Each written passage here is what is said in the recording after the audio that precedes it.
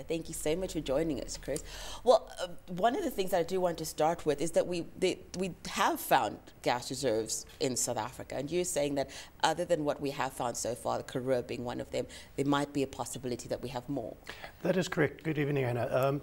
Yes, we do have a local gas industry, albeit small, and in the global context, the size of the reserves is very small.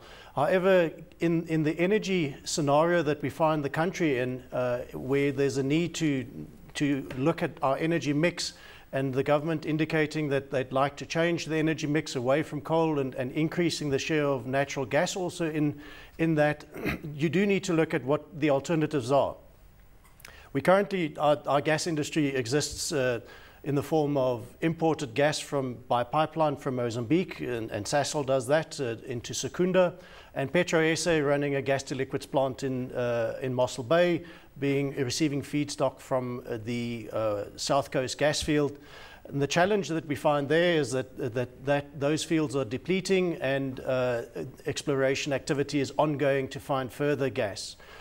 If you start looking at our gas resources in the country, we have on the west coast stranded gas in the form of the Viviers gas field, which is just offshore and has the potential of powering a 500 megawatt power station for 20 years. Well, what seems to be the problem, though, is that funding for exploration, because one of the things I was asking you is that why doesn't a Sasol, I mean, I know that they're involved with the Karoo and wanting to get in there, but if there is potential for other reserves, why isn't a Sasol or any other player looking for those gas reserves? And one of the things you were saying is it's the question of, well, in Mozambique we know exactly where it is. We're getting it out of the ground. In other places we don't know. So are we willing to put that money in? But why isn't there that willingness? I think the willingness is there. If you look at the exploration activity currently underway and the applications that sits with the Petroleum Agency, the number of applications for technical cooperation permits by companies wishing to explore for gas in the country seems to indicate that there's a lot of interest. And the interest is not only shale gas in the Karoo, which there's a moratorium on the hydraulic fracturing, and I think we need to park that one there.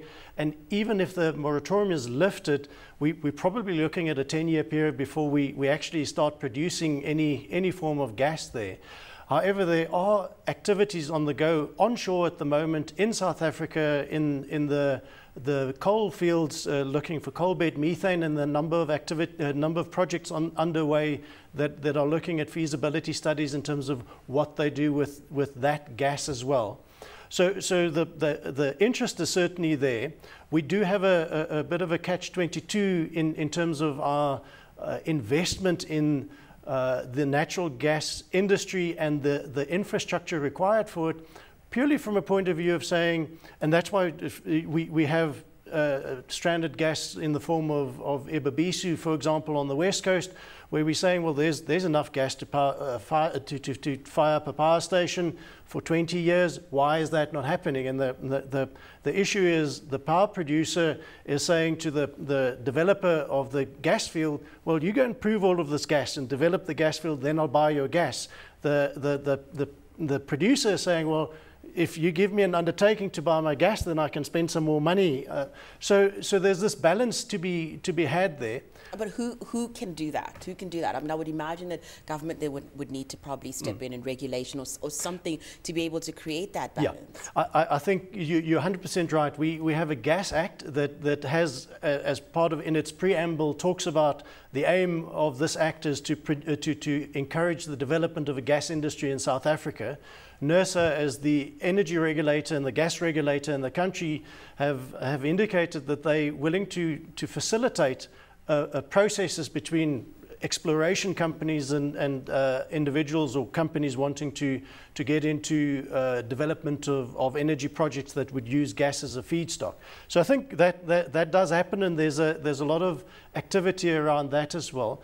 The other thing possibly that would drive this, that gives some impetus to this industry, is the drive towards renewable energy in South Africa, where we're saying there's an active drive by government to encourage the development of a renewable energy industry in South Africa.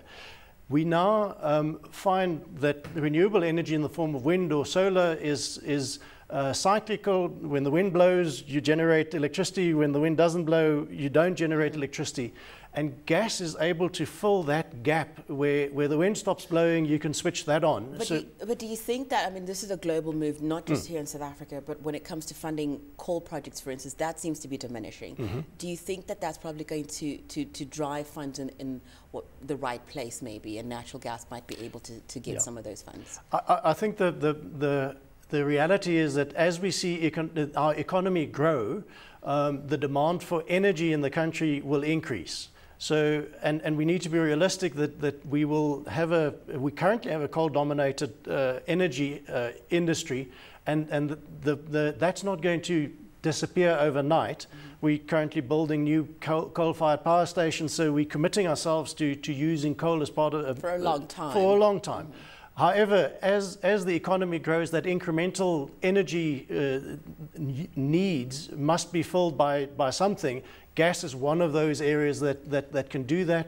If you take a Southern African regional view of it as well, these significant gas finds in Mozambique might fit into that equation as well. One of the things that when we had a career interview, we've had a couple of them. You can imagine it's been in the spotlight for quite a long time.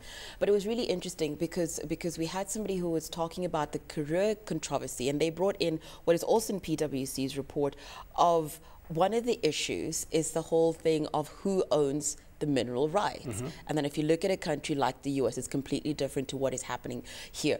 How much is that playing into how much is being explored or how much is not being explored?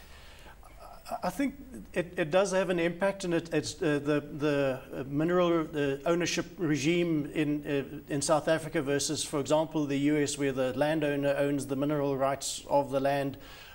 Does have an impact. In the US, it certainly allowed the boom of the shale gas industry there, where landowners allow exploration companies on their land for a fee to explore and for a share of what comes out there.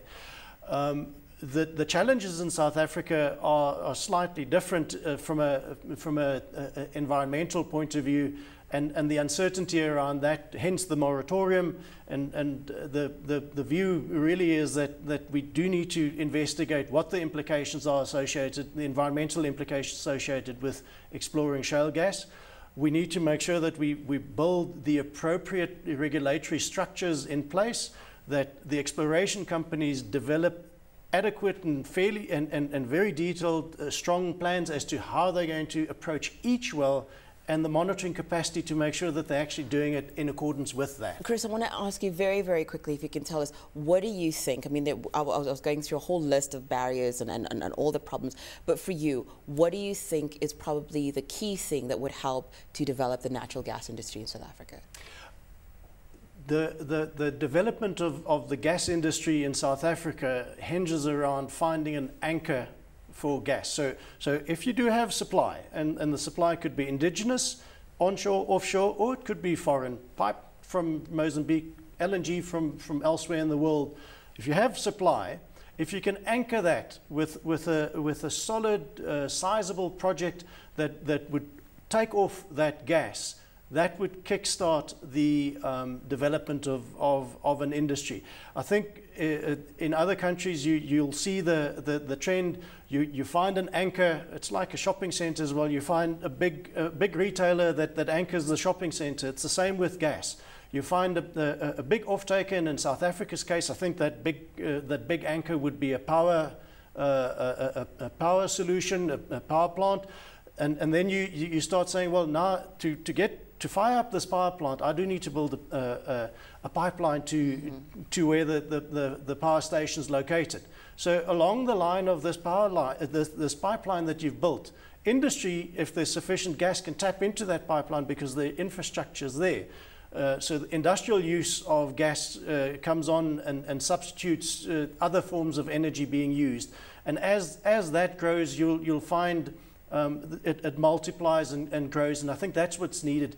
We need that first step. We need proven gas or acceptable imported gas at an acceptable price, anchored with a sizable project that will kickstart that. I suppose the next thing is going to be who's going to be brave enough, I suppose, to start that project. But thank you so much for joining us, Chris. It was fantastic having you.